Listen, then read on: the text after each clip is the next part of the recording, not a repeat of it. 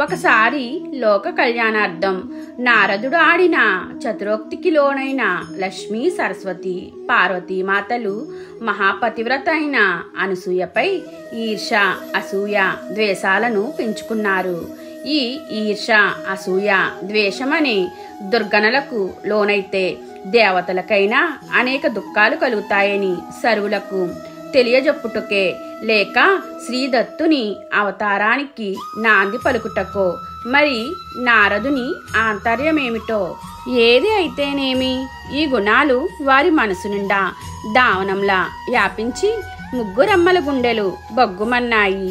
వారి వారి పత్నులను తక్షణం ఆ అనసూయ ఆశ్రమానికి వెళ్ళి ఆమె పాతివ్రత్యాన్ని భగ్నం చేయమని ప్రార్థించారు. త్రిమూర్తులు ఎంత వారించినా పెడచెవిని పెట్టారు. ససేమిరా అన్నారు. దానికి తోడు ఆ ముగ్గురమ్మలకు ఇంద్రాది దేవతల భార్యలు కూడా వంత పాడారు. ఇక చేయునది లేక సన్యాసి వేషములు ధరించి అత్రి అనసూయ ఆశ్రమ ప్రాంతమందు భూమిపై పాదం మోపారు. వారి పాదస్పర్శకు భూదేవి పులకించింది. వృక్షాలు వారికి వింజామరలు వేస్తున్నట్లుగా తలలాడిస్తూ వారి పాదాల చెంత పుష్పాలు పండ్లు నేలకు రాల్చాయి. నెమలి పురివిప్పి నాట్యం చేయసాగింది. లేడి పిల్లలు చెంగు చెంగున గంతులు వేస్తూ వారి వద్దకు వస్తున్నాయి. కుందేటి పిల్లలు వారి పాదాలు స్పృశించి పునీతం అవ్వాలని ఏమిటో అడుగడుగున పాదాలకు అడ్డుపడుతున్నాయి. వన్యప్రాణుల కేరింతలతో ఆ ఆశ్రమ వాతావరణం అంతా ఆహ్లాదమవుతుంది. ఈ ఆకస్మిక పరిణామం ఏమిటో అని వారిని చూచిన పక్షులు కిలకిల రావాలు చేయసాగాయి. ఇవి కాక ఒక పక్క పవిత్ర జలపాతాల సోయగాలు, మరొక ప్రక్క ఆశ్రమ బాలకుల వేద మంత్రోచ్చరణ కర్ణామృతంగా వినిపిస్తున్నాయి.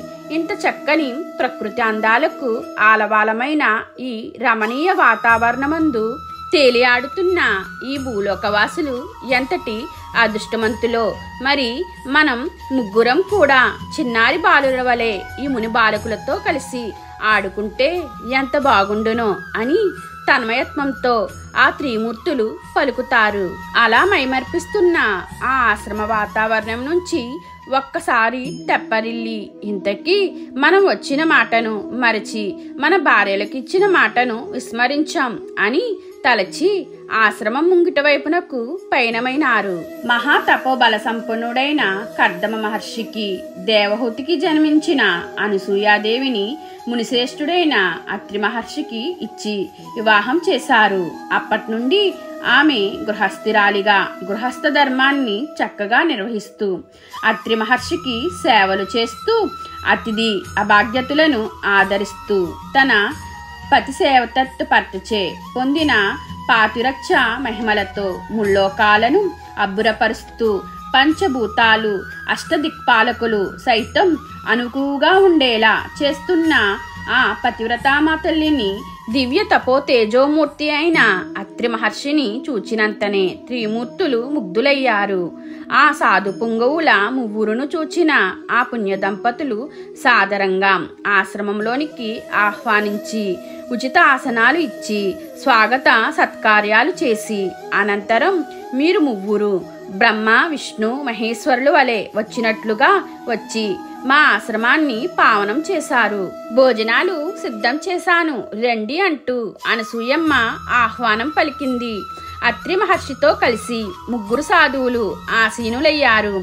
ఇక వడ్డన ప్రారంభించుటకు సమాయత్తమవుతున్న అనసూయతో చెవుల వెంట వినరాని అభ్యంతరకరమైన నియమాన్ని వారు ప్రకటించి వడ్డించమని కోరతారు. వారి పలుకులు ఆ పతివ్రతామ తల్లికి శిరస్సున పిడుగుపడినట్లు అయింది. ఒక్కసారి తన ప్రత్యక్ష దైవమైన భర్తను మనసారా నమస్కరించుకుంది. పాతివ్రత జ్యోతి వెలిగింది. ఆమె జ్ఞాన నేత్రం తెరుచుకుంది. కపట సన్యాస రూపంలో ఉన్న త్రిమూర్తుల గుట్టు రట్టు అయింది. వారి ఆంతర్యమేమిటో గ్రహించింది. పెదవుల వెంట చిరునవ్వు చెక్కు చెదరకుండా ఏమి నా భాగ్యము, ముల్లోకాలను ఏలే సృష్టి స్థితి లయకారకులైన వీరు నా ముంగిట ముందుకు యాచకుల వలె వచ్చినారా, వీరిని కనుక నేను తృప్తిపరిస్తే ముల్లోకాలు కూడా ఆనందింపచేసిన భాగ్యం నాకు కలుగుతుంది కదా అని ఆలోచిస్తూ ఒక పక్క పాతివ్రత్యం, మరోవైపు అతిథి సేవ, ఈ 2 ధర్మాలను ఏకకాలంలో సాధించడం ఎలా అనుకుంటూ పతికి నమస్కరించి ఓం శ్రీ పతే దేవాయ నమః అంటూ కమండలోదకమున ఆ త్రిమూర్తుల శిరసున చల్లింది.